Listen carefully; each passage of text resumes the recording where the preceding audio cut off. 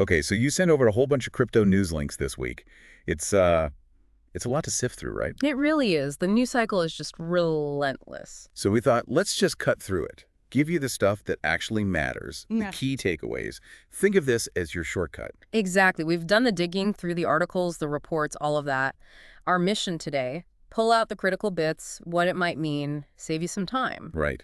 And we've got quite a mix. We'll be hitting Kraken's big moves, this Trump meme coin unlock that's coming up. Oh, yeah, that one's interesting. And also the role crypto played in Ukraine, which is pretty powerful. Definitely. Plus, we'll touch on deregulation talk, Yeah. AI getting involved in crypto crime, some new projects, a conference date. Market trends, adoption numbers. Yeah, it's a full plate. It is. So where do we start? Kraken seems like a good place. Big exchange, making some, well, significant changes. Yeah, they are. They're doing some internal restructuring, Yeah. consolidating teams, getting rid of some overlapping roles, standard stuff in some ways. But the bigger picture seems to be this push into traditional finance, right?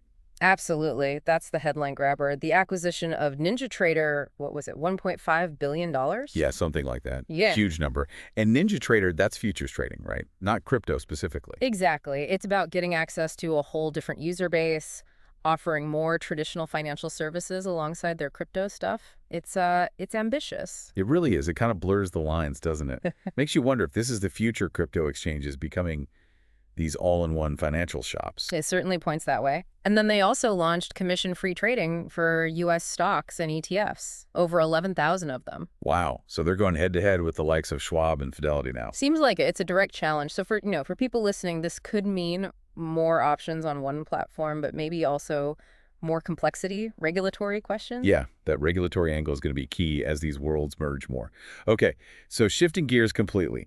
The Trump meme coin. Right. The Now, unlock. 40 million tokens. That's Yes. a lot. And at the current price, what, around $8? Yeah. Puts the value somewhere north of $300 million, about $320 million, give or take. That's a significant chunk hitting the market. And the expectation is they'll be sold pretty fast Mm. by Trump Organization affiliates. That's the general consensus, yeah. Yeah. And when you have that much supply suddenly available, basic economics says the price is likely going to feel it. Dilution is a real risk here. So price drops expected? What do the predictions say? Well, some analysts are looking at maybe $6 or $7 pretty soon after the unlock, and potentially down towards $3 by the end of May, though that's, further out. It just highlights how volatile these meme coins can be, Right. especially tied to, big personalities and these kinds of scheduled events. Absolutely. It's speculation layered on top of external factors, very different from, say, the next topic. Right. The Ukraine situation and crypto's role there. There was that documentary, Vitalik, Yeah. an Ethereum story. Yeah, and specifically a deleted scene that surfaced. It showed Vitalik Buterin in Kyiv. He was with Mikhailo Fedorov, the Minister of Digital Transformation there. And the context is really important here, isn't it? This was about how crypto was used after the 2022 invasion. Exactly. It wasn't about trading or profit. It was used to facilitate aid, relief efforts. Something like nearly $100 million came in via crypto donations. That's incredible. It really shows a different side of crypto, doesn't it? A real-world utility in a crisis, bypassing traditional systems that might have been slow or blocked. Totally. It's a powerful example of how this tech can be used for good, providing fast, borderless financial support when it's desperately needed. It makes you think about the potential for humanitarian aid going forward, faster, more transparent maybe. It definitely opens up possibilities, though, of course, questions around regulation and scale in those scenarios still need figuring out. Always the catch. Okay. Let's pivot again. Back to the U.S. and the regulatory environment. There's been talk, sources mentioning potential deregulation under President Trump. Yes, and also the involvement of the Trump family in the crypto space seems to be growing, which is drawing some attention. What are the specifics people are pointing to? Well, according to the reports we reviewed, there's been appointment of crypto-friendly leaders to certain positions, and some claims that enforcement actions might have slowed down or stopped. One source mentioned a DOJ unit being disbanded, for instance. This is happening while a firm called World Liberty Financial, which reportedly has strong backing from the Trump family, is growing quickly. That's the connection being drawn, yes. And they've launched their own stablecoin, USD1. Okay, so just to be clear, we're reporting what the sources are saying here. Yeah. The concern from critics is about potential conflicts of interest, right? Whether Yeah. policy is being influenced by personal financial stakes. Exactly. That's the core of the criticism outlined in the materials. It feeds into that larger debate. How much regulation is right for crypto? How do you balance innovation with Right. protection? It's a tough balance.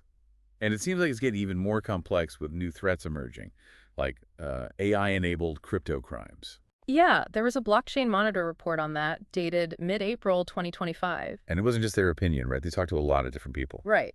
They consulted with about 40 experts, law enforcement, crypto exchanges, regulators, tech startups, academics, a real cross-section. So what's the main takeaway? AI is going to make crypto crime worse. Essentially, yes. The consensus is that AI will likely enable more sophisticated scams, phishing attacks, maybe even more complex money laundering schemes, things that are harder to spot. That's concerning.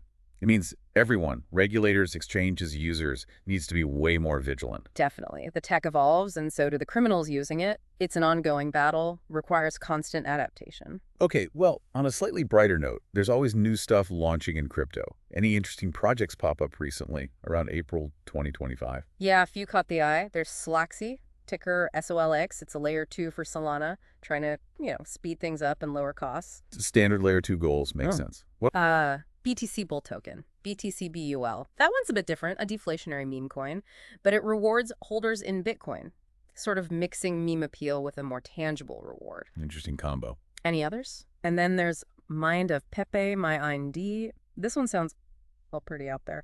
It's described as an autonomous AI that actually launches new crypto projects itself. Okay, wait. An AI launching crypto projects. Yeah. Definitely experimental territory, exploring that AI blockchain intersection. So quite a range then. Scaling solutions, new meme coin mechanics, and AI creating tokens. It shows how dynamic the space still is, right? Lots of different ideas getting thrown around. For sure. From the practical to the highly speculative. It never stands still. Speaking of the industry, quick note for anyone in the academic or R&D side of things. Registration for the IETBC 2025 conference is open. Ah, yes. The International Conference on Blockchain and Cryptocurrency. Important one for researchers. And the deadline for authors to register is April 21st, 2025. Just a heads up there. Good to know. It's a key venue for sharing the latest work. Okay, zooming back out. Market performance. How did things look in March 2025 overall? A bit of a dip, actually. The total crypto market cap was down about 4.4%. Any particular reason? Just a correction or something else? It seems tied to the broader macro picture. The U.S. Federal Reserve kept interest rates steady, citing inflation concerns. Ah, okay. So higher rates, less appetite for risk assets, and crypto often gets lumped into that category. Pretty much. When traditional markets get nervous about inflation and rates, it often spills over into crypto. Shows how connected things are. Yeah, it's not operating in a total vacuum. What about adoption? Any interesting stats on that front? There was a survey from Singapore that stood out, found that 26% of Singaporeans own crypto now. 26%. That's quite high, isn't it? It is significant, yeah. And the trend was apparently strongest among the younger generations. Makes sense. So it suggests maybe, in some places at least, crypto ownership is becoming more mainstream, especially with younger folks leading the charge. Yeah, it's a useful data point on global adoption patterns and demographic shifts. Gives a glimpse of potential future trends. Interesting. Okay, one last item. Fitchit. They updated their token burn plan. Yes, for their BGB token.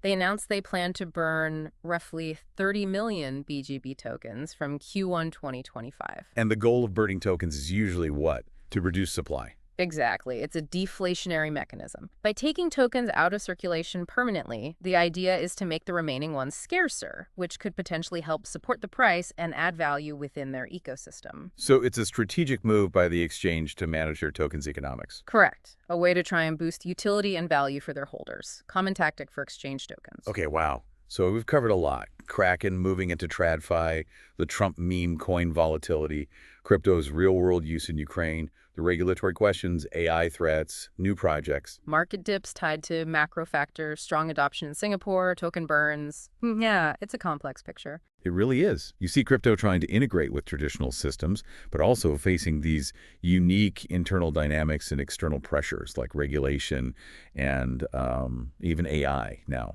Definitely multifaceted. The convergence with traditional finance is a huge theme, but so is the constant technological change and the ongoing regulatory dance. So wrapping this up for everyone listening, we hope this run-through saved you some time, gave you the key stuff without the noise. But it makes you think, right? With all these different forces pulling and pushing. Yeah. What's the one thing, the single trend maybe, that you think will shape crypto the most for individual users like yourself over the next year or so? That's a good question to ponder. Lots of candidates. Indeed. Something to think about.